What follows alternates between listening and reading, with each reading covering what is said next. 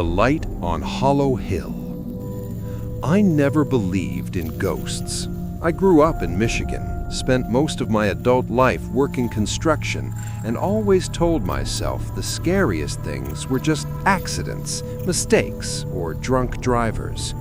But what happened to me one cold October night changed that, and I still don't know how to explain it. It started on a Thursday. I had been driving home from a job site in Lansing, taking the back roads to avoid traffic. Hollow Hill Road was a shortcut I had used countless times. The road was narrow, flanked by dense woods, and rarely saw more than a car or two a night. People in town liked to whisper about it being haunted, but I laughed at it. Ghosts, I thought, were stories to scare kids. That night, the moon was barely visible behind thick clouds. My headlights cut a narrow path through the darkness. About halfway down the road, I noticed something strange, a faint light hovering at the edge of the woods, maybe 100 yards away. It flickered like a lantern in the wind, and I slowed down, thinking someone might be lost. As I got closer, the air seemed to grow colder. My truck heater was on full blast, but I could see my breath inside the cab. Then I saw her, a woman standing at the side of the road. She wore a long white dress, and her hair hung down in wet strands as if she had just stepped out of a river. Her face was pale, almost translucent, and her eyes were empty holes of darkness. I slammed on the brakes. "Are you okay?" I called out, my voice shaking more than I wanted. She didn't answer. She just stared, her gaze locking onto mine. My instincts screamed at me to drive away, but I couldn't move. It was like the truck was rooted to the spot. Then, without warning, she lifted a hand and pointed down the road. I didn't want to follow, but curiosity, or maybe terror, got the better of me. I put the truck in gear and slowly drove past her, trying not to look. That's when I heard it. Footsteps, soft but fast, running alongside the truck. I glanced in the side mirror and nearly lost control. She was running beside me, her feet not touching the ground. Panic surged through me. I slammed my foot on the accelerator and turned onto a side road, but the footsteps continued, echoing through the cab like they were inside my own head. My radio crackled and burst into static, and through the white noise, I heard her voice. "Turn back, turn back." I didn't, I couldn't. I tore down the road until I hit the town's main street.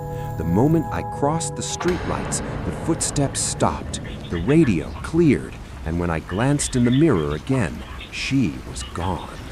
I thought it was over, but the nightmares started that night. Every time I closed my eyes, I saw Hollow Hill, that pale figure pointing down the road. I'd wake up in a cold sweat, heart racing, hearing soft whispers in the darkness of my room. 3 nights later, I was driving home again, this time with a friend in the passenger seat. I didn't tell him about the woman. How could I? He'd think I'd lost it. But as we approached Hollow Hill, the same faint light flickered at the edge of the woods. My friend saw it too.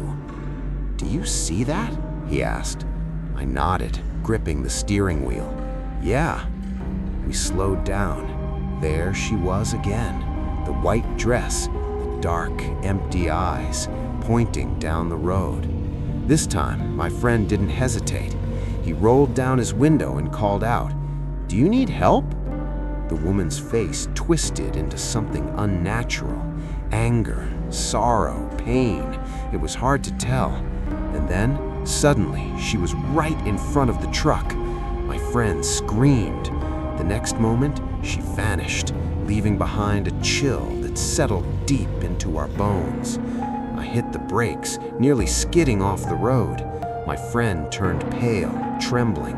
"Drive!" he shouted.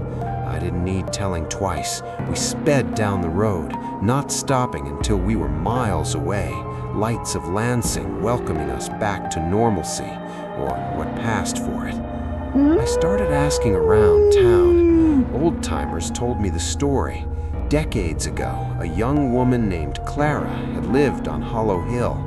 She had been engaged to a man who disappeared one night, never to be found.